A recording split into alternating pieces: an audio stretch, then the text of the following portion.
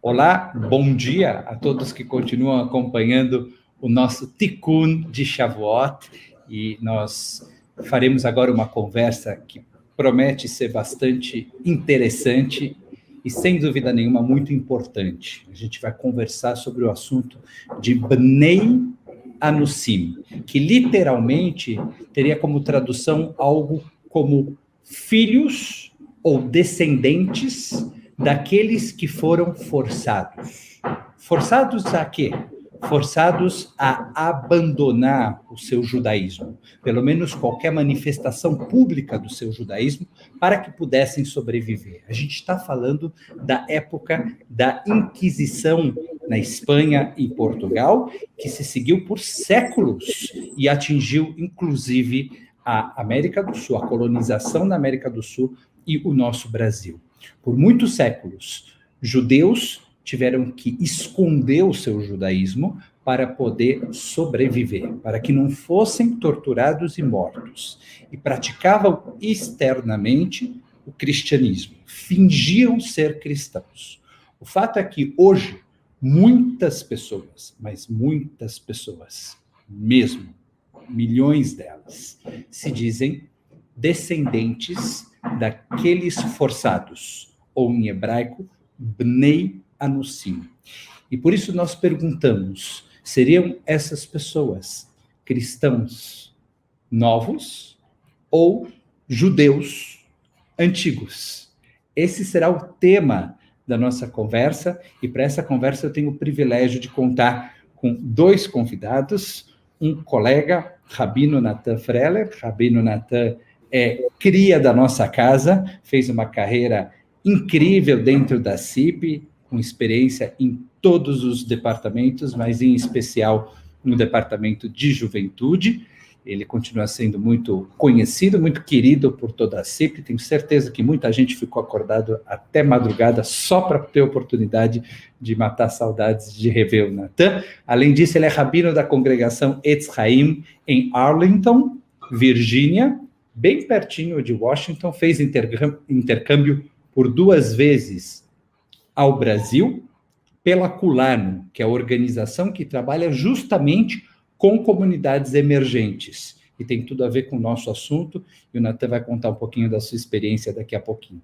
Além do Natan, a gente está com o policial federal Fábio Fonseca, que embora more hoje em Maceió, por uma questão profissional, ele vem lá do Rio Grande do Norte, de Natal, e pertence ao Centro Israelita do Rio Grande do Norte, do chamado CIRNI, e se declara um Ben Anus, ou seja, um descendente dos marranos ou dos criptojudeus, daqueles que tiveram que esconder o seu judaísmo.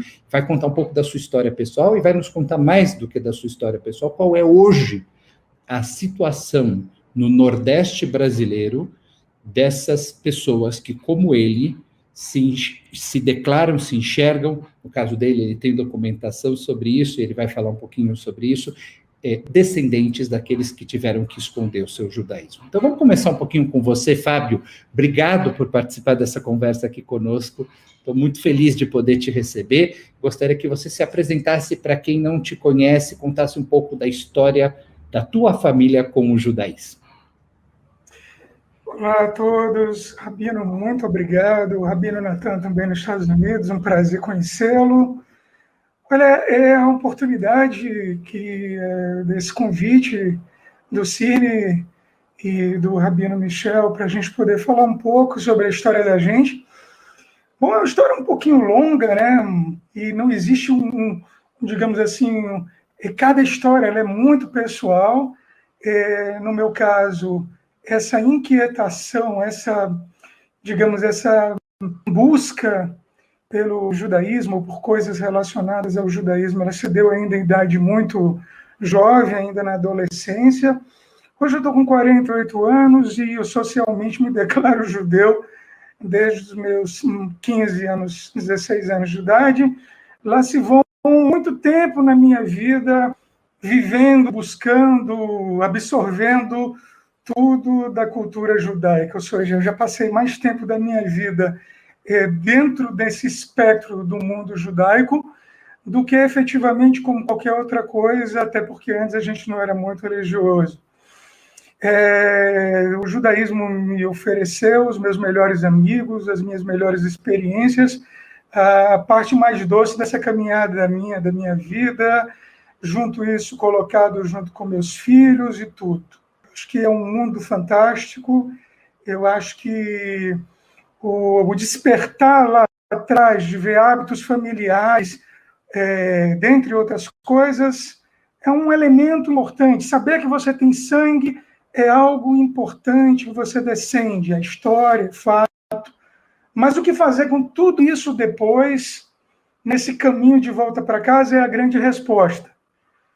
E aí é algo muito individual, Rabino, é algo muito pessoal de como cada um desses inúmeros, ou até desses milhares que o senhor falou, fazer para voltar efetivamente para casa e se inserir no mundo judaico. Obrigado, Fábio. E a gente vai querer escutar muito mais, não só da tua história, mas também da história de pessoas com quem você convive muito proximamente, porque o CIRN, o Centro Israelita do Rio Grande do Norte, Fábio vai nos contar daqui a pouco, ele é composto por uma pequena quantidade de famílias originalmente judaicas e outra maioria de famílias que se reconhece como Bnei Anussim.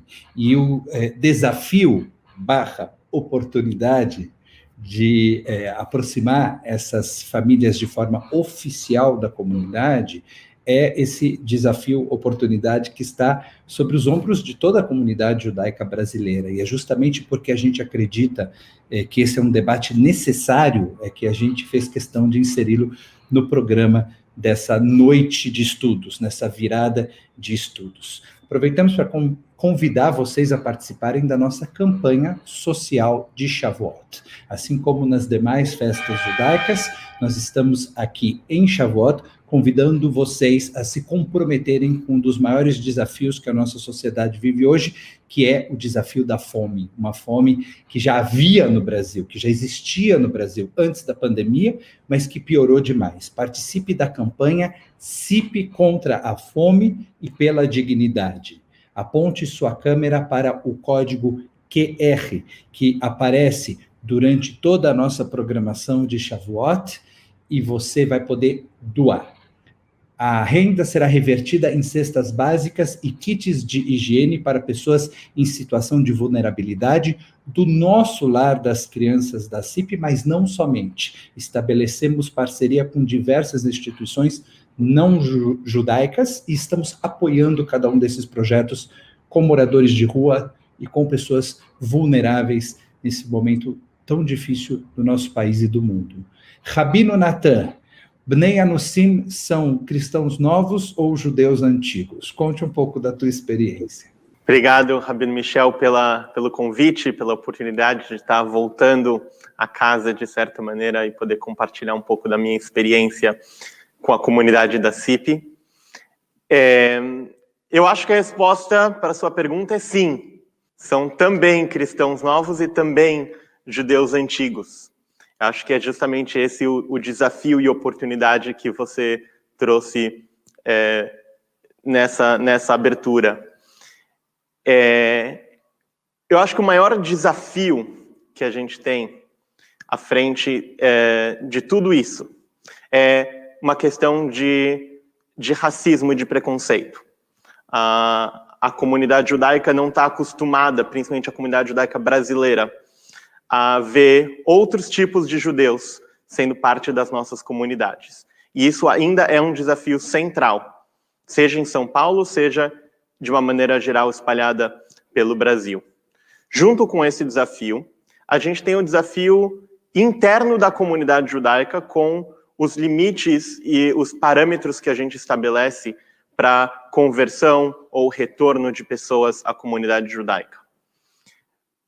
O grande dilema é que, para nós, da comunidade judaica moderna brasileira do século XXI, a gente não entende o judaísmo como algo estritamente uma coisa de sangue, uma coisa de tá no seu DNA, então você é judeu, não interessa o crescimento, a educação judaica que você teve ao longo da sua vida. A gente não acredita que isso, por si só, é um elemento que define o caráter judeu ou não de uma pessoa. Eu, nas minhas viagens pelo Brasil, conhecendo algumas dessas comunidades emergentes, encontrei pessoas com histórias de vida maravilhosas. Uma paixão pelo judaísmo que eu vi pouco na comunidade judaica na qual eu mesmo cresci. Realmente pessoas que estão dedicadas a ser parte de uma maneira tão forte que às vezes até pode chegar a limites de um fanatismo, de uma busca por algo que muitas vezes nem se tem claro o que é esse algo, mas alguma coisa que foi vendido como uma verdade absoluta, que tem um Deus verdadeiro.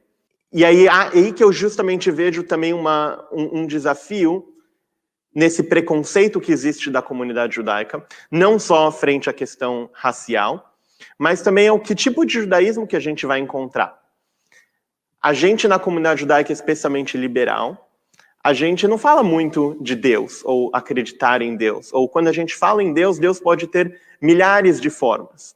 Enquanto você vai nas comunidades emergentes pelo Brasil, e Deus parece um pouco mais com o Deus da Bíblia, o Deus da Torá, o Deus todo-poderoso que é capaz de mudar tudo. E as rezas têm realmente um poder, como a gente lê na Torá. É um judaísmo um tanto quanto bíblico e menos talmúdico. O que eu quero dizer com isso? Um judaísmo que é muita fé, e ainda falta um pouco do estudo do judaísmo rabínico, do judaísmo moderno, e principalmente no judaísmo liberal.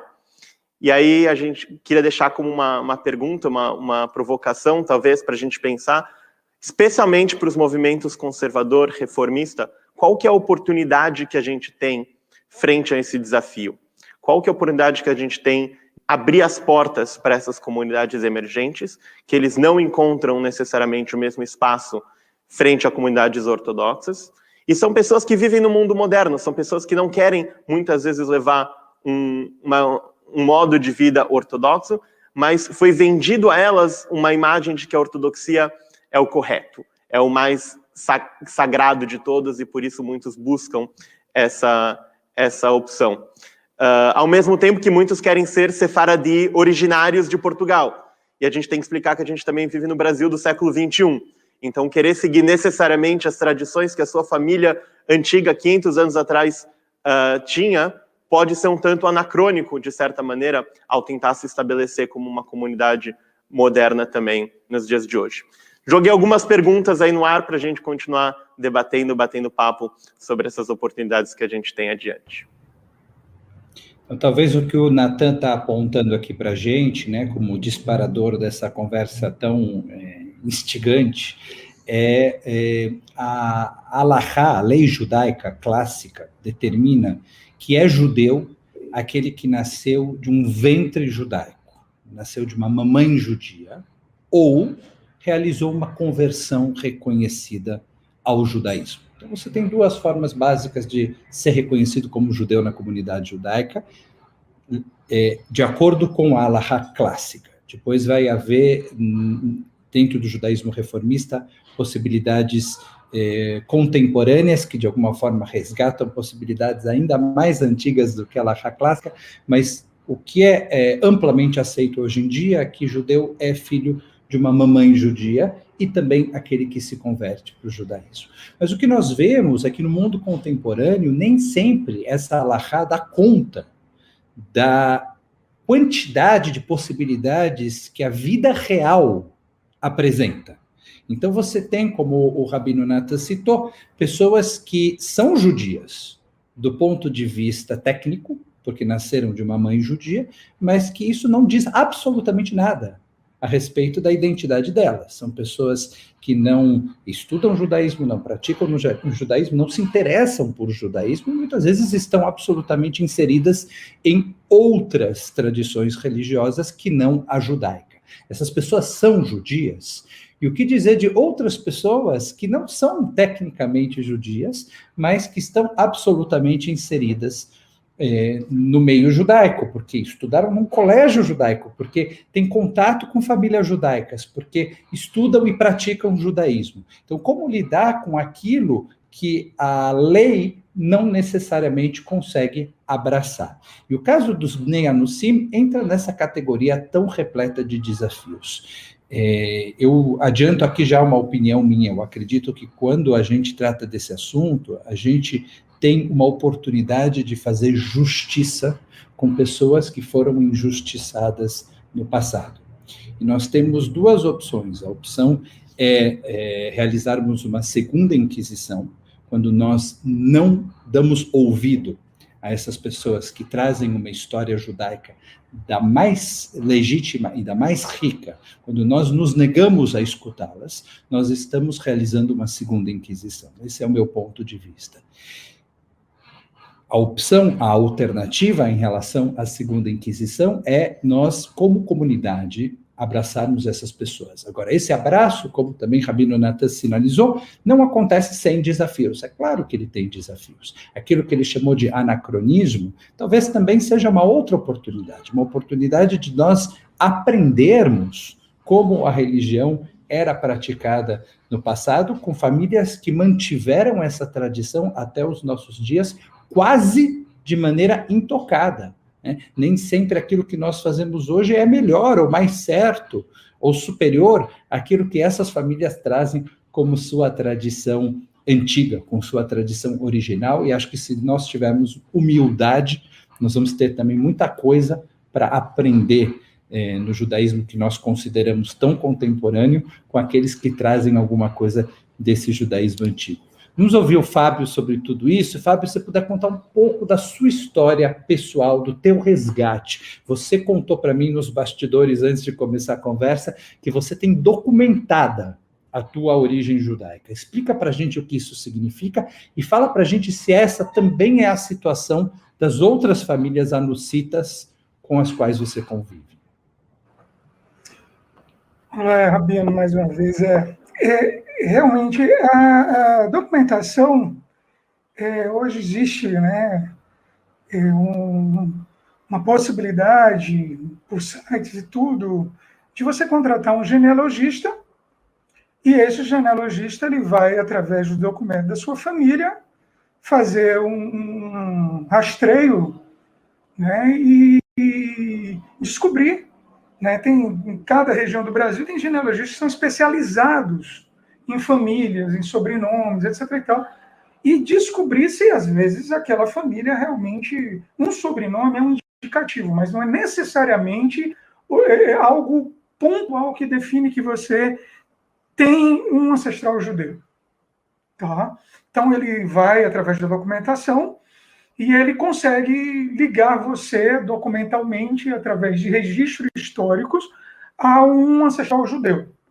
E o interessante de tudo isso é que, infelizmente, aqueles que foram condenados, apontados, perseguidos, que ficaram registro deles ao longo da história, é que hoje os seus descendentes conseguem fazer a ligação. Aqueles que possivelmente fugiram e passaram despercebido, conseguiram se disfarçar e sumir diante dos olhos da Inquisição e do tempo, seus descendentes muitas vezes não conseguem fazer esse link. Entende? Então, esse processo dessa minha árvore genealógica, ela demorou a ser feita. Eu via os costumes judaicos na minha família, e em algumas famílias das pessoas da minha região. Eu nasci na região ali, minha família é oriunda da região do Seridó, no Rio Grande do Norte, Alto Sertão. E não é só a minha família, mas várias famílias possuem hábitos judaicos. Sendo que o interessante, no meu caso específico, antes de tudo isso, eu descobrir ou firmar tudo isso, havia algo interno. Uma busca, uma inquietude interna. O que eu digo que é a alma judaica. Eu não tenho outra explicação. Amor, vontade, se ver no outro, o outro que não é você, mas ao mesmo tempo você se vê no outro. Alguma coisa do outro é sua.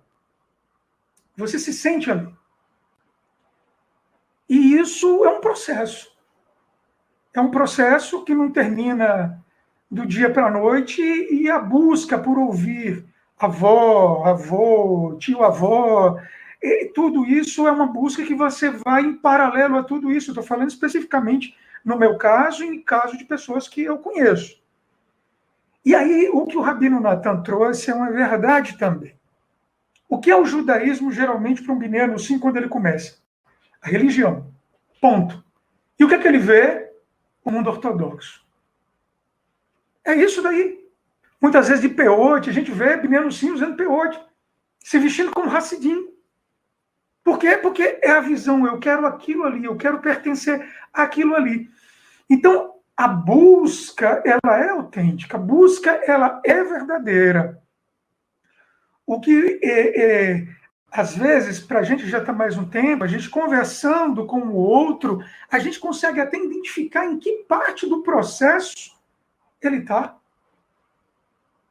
Em que parte aquilo ainda angustia ele. Tem alguns que não conseguem, Rabino Natan, lidar com a religião. Porque um ser e não ser muito angustiante. Eu pratico, eu vivo, eu como caché, eu sou Shomé Shabbat, eu faço isso, aquilo, mas eu não sou. Ao longo do tempo, para alguns isso é fatal. Gera angústia, gera raiva. E aí, às vezes, eles podem comprar o discurso do preconceito, porque se a gente for pegar a parte etimológica da palavra, realmente é um pré-conceito, é um conceito anterior, antes de conhecer. Por isso que o debate ele é muito importante para que a gente conheça o outro, e daí os problemas ou as possíveis soluções, elas comecem nessa batida a surgir, porque são desafios inúmeros. Inclusive para o próprio Binyan Nussim, que é um nome que a gente, inclusive, considera já desgastado pelo uso, sabe? Mas esse desafio para o Binyan Nussim era entender, dentre outras coisas, que o judaísmo ele também não é só religião. Uma cultura que tem os seus conflitos, sua diversidade, é multifacetada. E onde você se posicionar em tudo isso, onde você se reconhecer no outro, eu acho que esse é o grande pulo. Sabe? Isso eu estou falando da minha vivência pessoal. Então, assim, a partir do momento que você compreende isso e você pratica, e você vai conseguir aos poucos ir se adequando dentro desse mundo diverso judaico e parar um pouco mais de sofrer. Porque o Binyan Nussim, em fato, quando às vezes ele depara com a comunidade, olhando para ela, algo nele ele reconhece, mas não se reconhece. Então ele fica no limbo. Fábio, quer dizer que todos são assim? Não estou dizendo que todos são assim. Entendeu? Mas esse é um grande desafio. Então, esse processo é realmente um processo de ordem, de formação, sobretudo psíquica. Essas angústias, o Rabino Michel falando, eu me lembro, o próprio Freud nasceu de família judia. Né? Pai era rabino, tudo, mas Freud não se via como judeu em muitos momentos. Em certo momento da vida dele, ele viu que não tinha como escapar. Ele era judeu. Então, assim, são angústias que padecem o nosso povo, seja ele mais religioso, menos religioso, e o Binyan Nussim, ou aqueles que querem voltar, também padecem dessa angústia. E, infelizmente, ou felizmente, é algo que cada um vai ter que construir dentro de si. É óbvio que mãos abertas, braços abertos para nos ouvirem, para conduzir a gente de forma oficial, com critérios construídos, pensados para dentro do mundo judaico, eu vou dizer para vocês dois, rabinos, é um preço que vocês não têm ideia. Não têm ideia. Estamos falando de futuras gerações, de pessoas, de histórias, de família. É isso.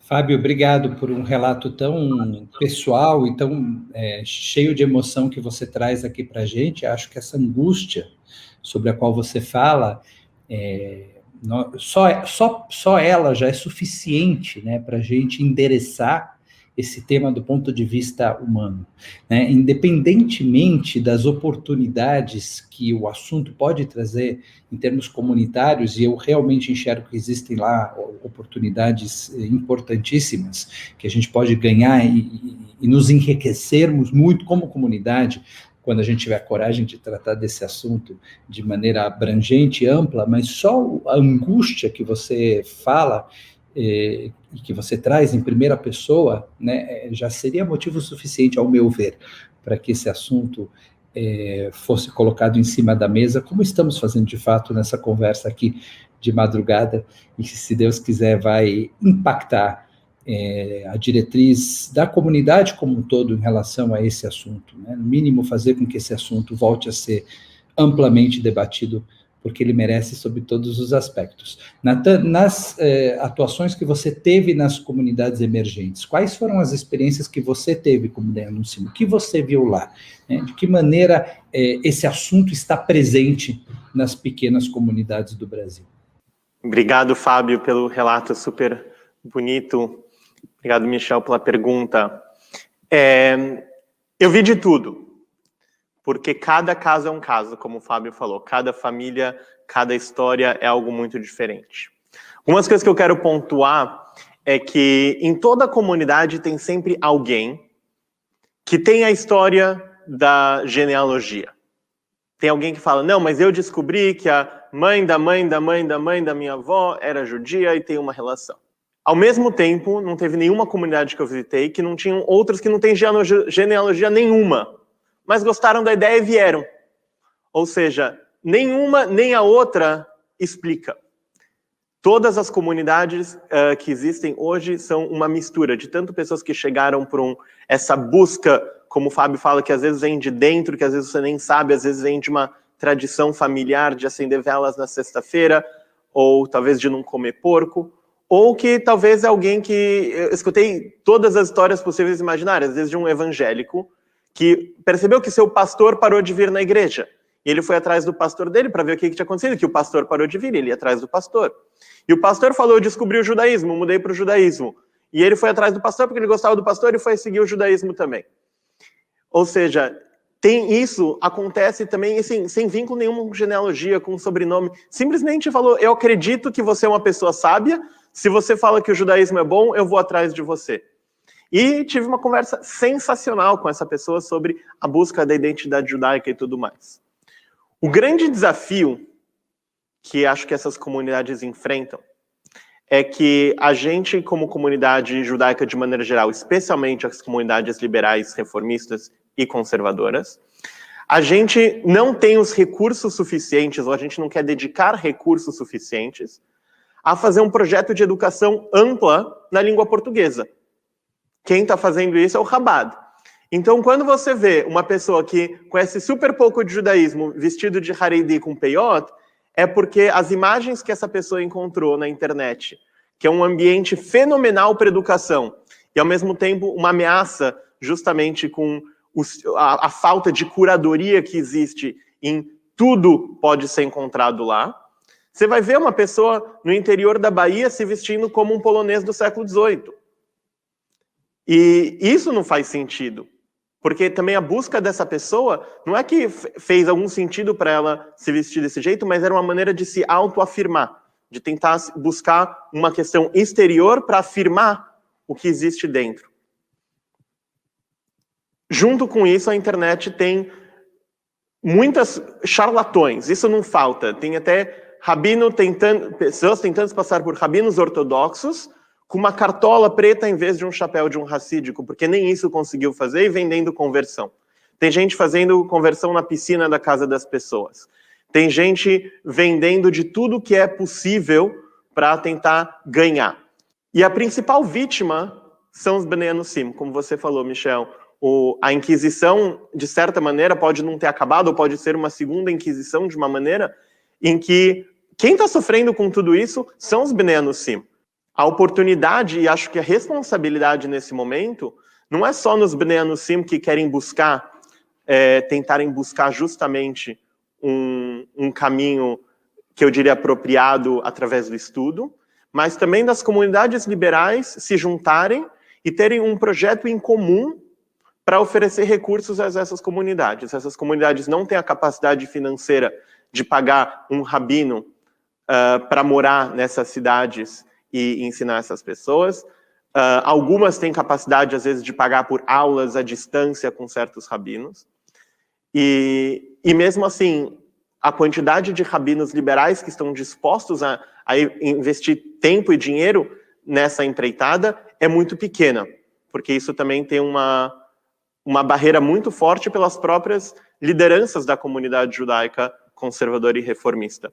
Eu experimentei isso, eu estive em comunidades, por exemplo, comunidade de Goiânia, que é uma comunidade maravilhosa, estive lá 2 vezes, morei lá por algumas semanas, e tiveram uma conversão feita por 3 rabinos do movimento conservador, todos kasher, que fazem conversões nas suas próprias comunidades e são aceitas. E a liderança do movimento conservador questiona justamente essas conversões feitas por rabinos conservadores. Se a gente não conseguir falar entre nós mesmos e termos um projeto comum, em que todo mundo aceita que é possível existir algum tipo de conversão à distância, com rabinos visitando periodicamente, e ver como que a gente vai poder financiar um projeto desse tamanho, a gente vai continuar esbarrando em egos, em questões micro, mas que estão impedindo a gente de fazer um trabalho legal e bonito com essa oportunidade que a gente tem junto a inúmeras comunidades emergentes ao longo do Brasil. O grande desafio para nós, rabinos, é repensar como que a gente consegue ensinar judaísmo, mas não através de uma vivência numa comunidade já estabelecida. E essa é a grande diferença das comunidades emergentes.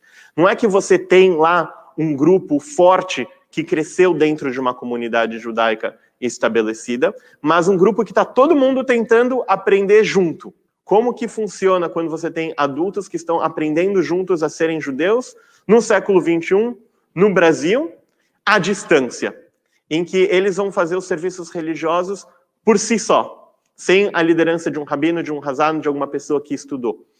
Então, esses são alguns dos desafios que a gente tem para nós mesmos, rabinos, repensar como que a gente faz esse tipo de educação e que tipo de projeto faria sentido, tanto para nós como comunidades e movimentos liberais na América Latina, quanto para as famílias dos Bnei Anusim que estão buscando algum tipo de abertura junto à nossa comunidade. Então, o Natan já trouxe um desafio anteriormente, que é o desafio da inclusão social dos Bnei Anusim na comunidade judaica. Agora ele fala de outro desafio, que é justamente o fato de serem comunidades que estão aprendendo a praticar o judaísmo uns com os outros. Eu gostaria de aproveitar a presença do Fábio e a vontade do Fábio de compartilhar conosco a história dele com o objetivo de, eventualmente, poder beneficiar outras pessoas que vivem a mesma coisa que ele vive e não tiveram tanto acesso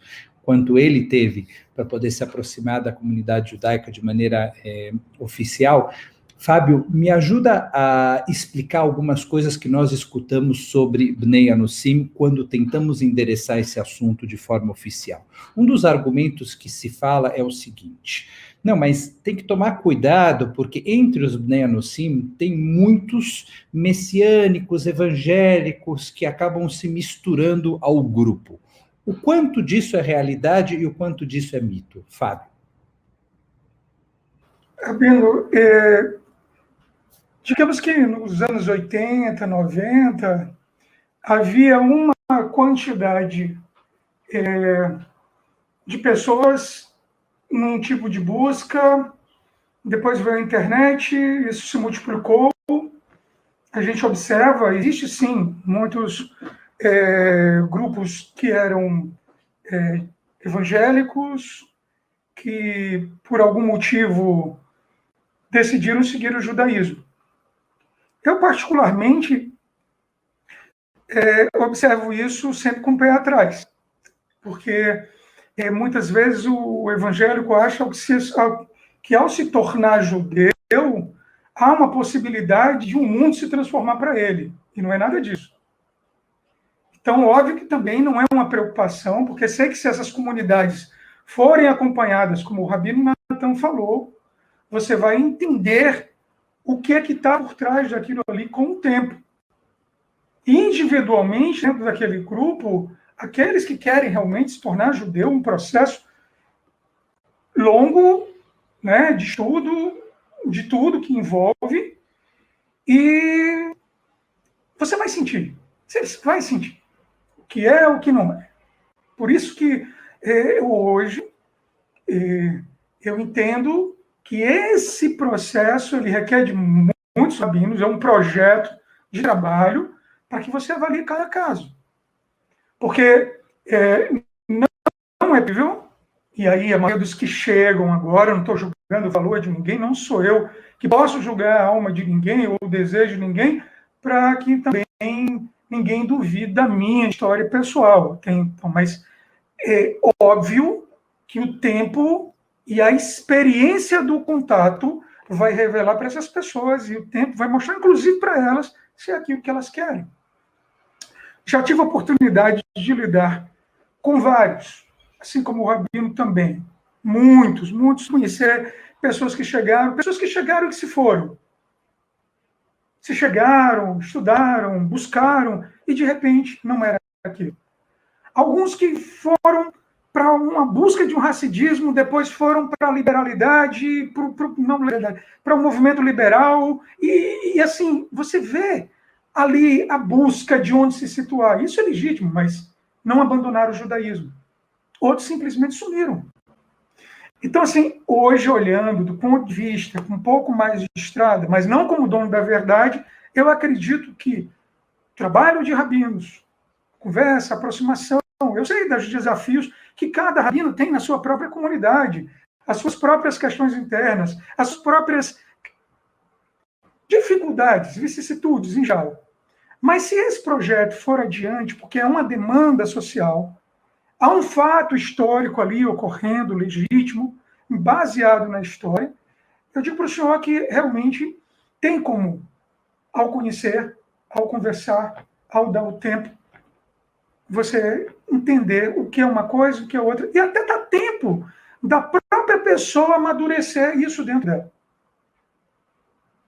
Entende? Então, Fábio, a gente está perto do final da nossa conversa, a gente tem algo como 5 minutos, talvez um pouquinho menos, mas eu queria ainda aproveitar você mais um pouquinho. Então, eu queria te perguntar o seguinte, qual é, na tua visão, a melhor maneira de endereçar esse assunto do ponto de vista comunitário? Ou seja, nós deveríamos realizar um processo de conversão do ponto de vista formal. Essa conversão deveria ser ortodoxa, deveria ser conservadora, deveria ser reformista, porque eu entendo, como você falou, que o grupo é um grupo diverso. E aí tem pessoas que vão dizer, eu não quero conversão nenhuma, porque eu sou descendente de Anusim, não faz sentido nenhum eu me converter para uma religião a qual eu já pertenço, eu já sou judeu, eu sou descendente de judeus, eu sou judeu, então não faz sentido eu me converter. Outros já aceitariam uma conversão desde que ela fosse ortodoxa. Não aceitariam nenhuma conversão que não fosse ortodoxa. Outros já estariam dispostos a uma conversão conservadora ou reformista. Qual seria a melhor forma, do ponto de vista comunitário, de endereçar esse assunto? E você, para isso, tem algo como 2 minutos ou 3 para responder, porque eu quero deixar o Natan também ter uma palavra final. Vamos lá, Fábio. É uma resposta, é uma pergunta difícil, Rabino. E ela é difícil porque envolve questões muito pessoais de cada um. Né? Como o judaísmo é um mundo, algumas pessoas vão se sentir incluídas e abraçadas num segmento, outras totalmente em outro, e outras totalmente em outro. Então, essa porta, ou essa disponibilidade para o debate, ou para dar esse passo, é que é o importante.